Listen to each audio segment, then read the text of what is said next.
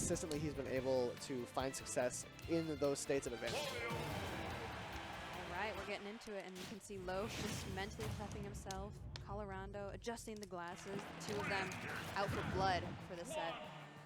And these guys are going to be locking in here. Colorondo trying to find anything, just a little bit of movement to get started with the nairs on platform off the ground. And that jab right away is going to get a little bit of ink on Loaf. Wario looking pretty in pain. I think that's one of the big things to look out for in this set. A hallmark of Colorondo's play is his very, very slippery, quite literally movement. Yeah. Very difficult to catch, and he'll play around these platforms very, very well.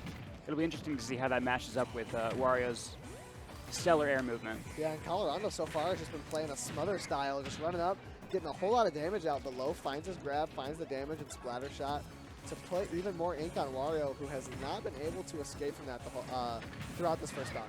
And now I will say that Loaf actually does have some experience in this matchup, especially from early Ultimate, like I mentioned. Cinnyboo from Minnesota, who, kind of inactive. I don't think he really plays anymore, but he did play Inkling and Sheik. Good experience, too, because he did play a very neutral-heavy game like Colorondo. Yeah, Loaf may be trying to dig back into his memory files to try and find what it's like to play against Inkling. Get back to the ledge, though, as Colorondo finds that falling fair. Send off stage, and not able to find anything on the shield. Loaf always comfortable sitting in shield, but Colorondo gets a lot off a grab, so I'm going to be interested to see how that little mix-up game plays out. Oh man, and Loaf max spacing that there, and just the dash grab out of shield from Inkling. Such a fast burst option, too. Having access to like a fast burst being your grab. Running out of the ink there. Oh no, unfortunately, you might want to start charging that up here. And Colorondo just kind of walling with these bears and these fairs, and that is going to be the first stock here at 161%.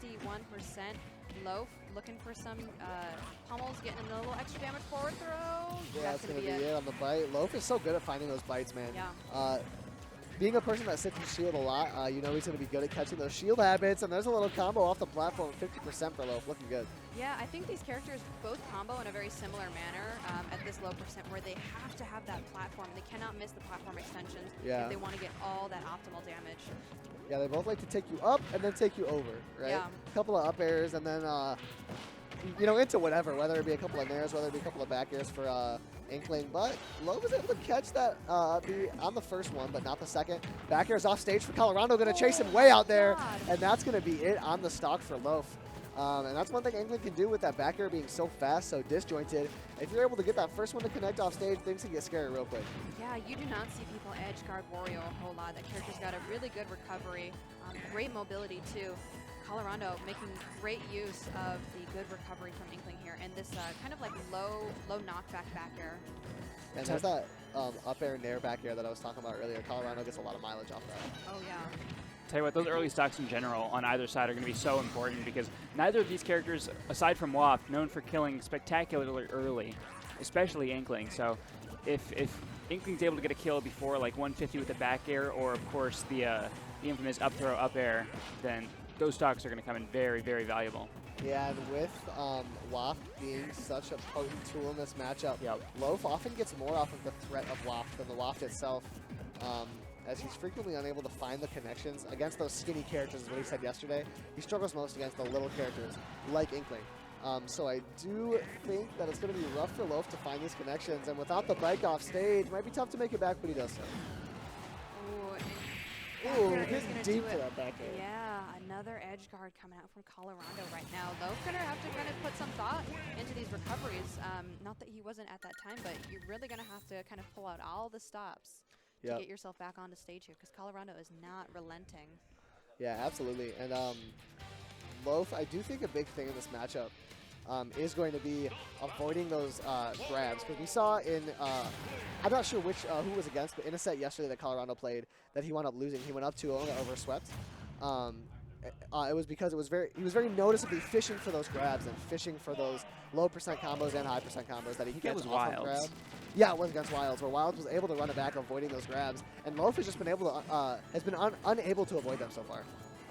Very true here. We're playing just kind of a neutral game, like I mentioned, getting some combos going on. A little footstool combo, but not enough knockback on that to do much. Yeah, not sure what he was cooking with that one. Maybe trying to get him back onto the platform for some sort of extension.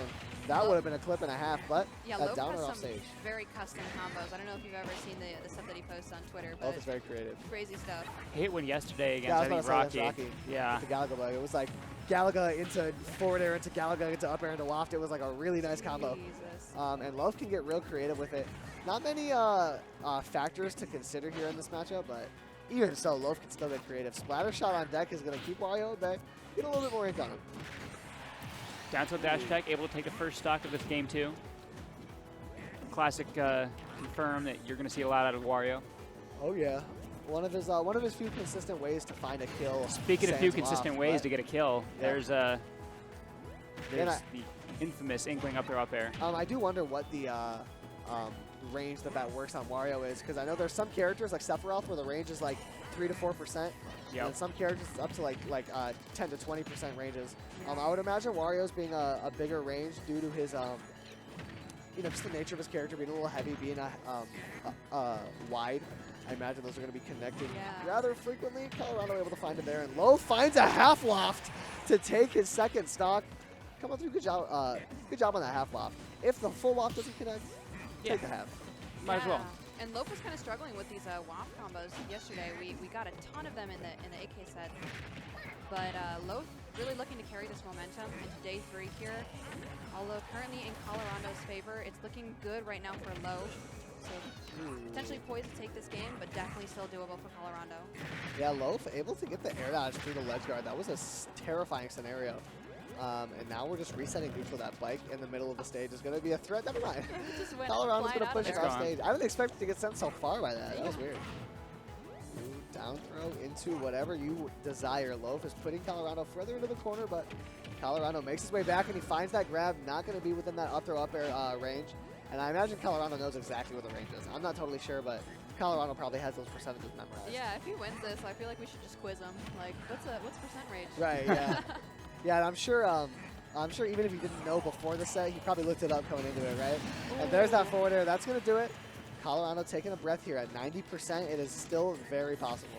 Yeah, but look at how much ink is on Loaf right now. One hit could do 20%, and let alone a big combo. Yeah, could be a whole lot of damage really quickly, but that forward throw with the bike at his disposal to get a ledge guard. He's going to throw it off, and the back air is going to connect. Couple of jump baits, and Loaf finds the stock, and he finds that first game. Yep. Good stuff. We're 1-1 right now, and Loaf just looking really dominant in there. I think just kind of playing neutral a little bit cleaner, kind of getting those punishes, especially with that half waft. Really good stuff here. So let's see what we get going into game 3. All right, what do we got here? A little music counter pick. Like to see it. I always respect a good music counter pick. For sure. Oh yeah. All right, what do we got? Locking in here, both the same characters. I don't think I've ever seen either of these guys go a different character outside of friendlies. Yeah. Not going to see any sort of shenanigans with that. Coming into this second game on Battlefield, how do you guys like that stage pick? Small Battlefield, I like it. Earlier kills for both characters, which is important because both of these characters, again, aside from WAP, sometimes struggle to take early stocks. Nice little jab to get the ink on. And Colorado is so good at getting the most out of that jab, because you see him do it a lot on shield. He'll land with an aerial and then do the jab. And a lot of the times, not only just because it's a rapid jab, but the ink will come out and get a whole lot of ink on his opponent. And that's a really important factor here, as he's able to get that damage up 106% already on Loaf, and he's getting hit with a splatter bomb. This could be up to up air percent, not sure though. Ooh, he goes for it. Not quite. Oh my goodness, you just knew, didn't you? Yeah, maybe you should play Inkling. I dodge. Hey, I've thought about it. I've thought about it. Ooh, really good up B to get the edge guard opportunity here. Colorado actually just mitigating ledge here, just going straight to center and actually sending Loaf alongside with it. Ooh, Colorado getting deep for it. Oh wait, did that save him? Yeah, it looked like he was at the apex of that up B. Yeah, it just might have. I'm not sure, but when both of these players up B at the same time, Loaf is going to be the one coming out on top. Sure. With Inklings having such a weak hitbox, with that back air, going to connect for Colorado. I do love how Colorado's been getting deep for these ledge guards. Only 87% though on the board. I really like that bike though. That bike was really smart to go straight through the splatter shot, since Loaf has kind of been having trouble getting past it. Ooh, up throw, and just a little up air. Nothing fancy for Loaf, however, is going to get caught with a jab, get an ink on him. Wario again covered in that pink stuff. Bubble gum looking. Couple of nairs coming through, and Colorado's unrelenting right now. He's all over him with that back air, not going to connect. Yeah, trying to professional platform. Oh, a really good wait there with just the shield, thinking that Colorondo was going to act aggressively out of the combo started here. Colorondo just getting right up in Loaf's face with the grab, looking for the back air into the fair, nothing just yet, and Loaf get up attacking back on the stage. We've got Waft. All right, Loaf trying to find something. The Waft on deck, the roller, not going to get a berry, but even more damage on deck, and that Splat Bomb coming out. And Loaf is going to be getting towards that percentage where Inkling has a hard time killing. I gotta say, I don't play a lot of Tekken, but I'm kind of into this music. Yeah, the Tekken music in this game is all really good. Yeah, I've heard nothing but good things about that music, and that bite's going to connect. That was like the fastest turnaround bite I've ever seen. Yeah, he threw it out quick. Yeah. Ooh, Good that forward air. 136. Colorondo's going to need to take the stock soon. Yeah, Colorado locking in. Not looking too scared about that. The splatter shot is out. The roller is threatening, but not threatening enough. Loaf stays comfy in that shield. Ooh, getting hit by the back hit of that down smash, sending him coast to coast here. Loaf's air dodging through the Splat Bomb. And Colorondo just looking for this up air or any sort of anti-air hitbox, knowing that Loaf is probably going to want to jump out of shield. Going deep for this edge guard, not just going to get it yet. Loaf back at center, holding this advantage really well right now. Some extra credit live on Colorondo, 41%. Colorando's been finding a lot of mileage out of these ledge guards, so I like that he's just trying to throw Loaf off stage. But yeah, and that back air is going to catch him on the ledge. He's been doing really well in those ledge trapping and guarding scenarios. He's doing good getting off stage, doing good on stage. Whenever Loaf is in the corner, Colorado gives him a hard time. Most definitely. Speaking of in the corner, though, Colorado able to get out of the corner. Back to center, playing around the bike here. Yep, looking rough. The back air's coming through. That Nair not going to be able to extend the hitbox onto Wario from the bike. But nice little early movement option there from Colorado to get back to the stage. Back air coming through for Loaf. Things are looking rough for Colorado here. He's going to have to find an explosive stock, as Loaf also has Waft at his disposal for a ledge guard. All right, looking for the back air. Ooh, looking That's scary. big damage. Great that back air extension coming there. out. Ooh, that back air is going to connect and take the stock. Colorado found a little something there, but not going to scare Loaf into losing that game. Yeah, 2-1 for Loaf right now. Colorado definitely could make this back. I could definitely see a game 5 here. I know that there was some reverse 3-0s that he was doing earlier in this bracket, specifically versus PEZ.